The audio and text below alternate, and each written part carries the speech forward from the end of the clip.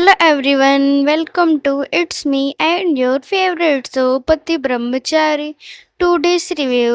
इस एपिसोड के स्टार्टिंग में हम देखते हैं कि सूरज ईशा के पापा से माफ़ी मांगता है, लेकिन ईशा के पापा उसे माफ़ नहीं करते, उसे जहर पीने के लिए देते हैं।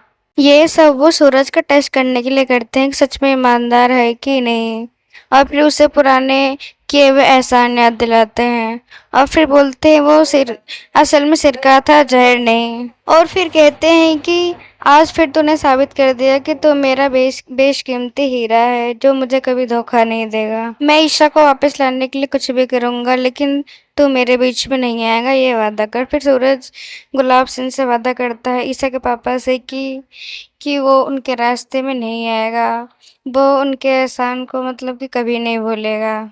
दूसरी तरफ ईशा ने अपने ससुराल में सबको सबूत दे दिया था कि वही ये उनके बहू, वही है ईशा की पत्नी, लेकिन दाइमा ऐसा मानने से इनकार कर देती है और कहती है कि तू सूरज की बीवी बन सकती है, लेकिन मेरी बहू कभी। फिर वहीं सूरज आ जाता है और बिंद्या कहती है कि सूरज मैं तुझे कभी माफ़ नहीं करूँगी, और सूरज की दाइमा भी कहती है सूरज इस काम के लिए तो मैं तुझे कभी माफ़ नहीं करूँगी, पहले तो कर दे लेकिन अब कभी नहीं करूँगी।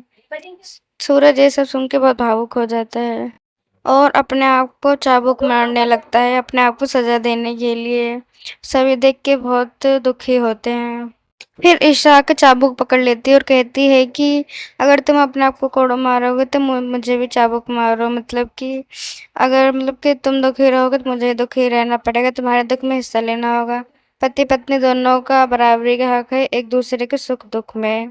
फिर सूरज इस बात से गुस्सा हो जाता है और वो ईशा जी को पकड़ के घर के अंदर ले जाता है और फिर सिंदूर से उस कि दीवार में पूरा नाम लिख देता है ईशा और सूरज। ईशा और सूरज कहता है कि लो मैं बन गया आपका आज से आपका पति ब्रह्मचारी। तो दोस्तों, अगर मैं आपको मेरा आज का एपिसोड का रिव्यू अच्छा लगा हो तो आप मेरे चैनल को लाइक एंड सब्सक्राइब कर ले। और हाँ, अगर आपका भी फेवरेट शो है तो आप कमेंट करके बताएं। मेरा तो है, क्या आपका भी है?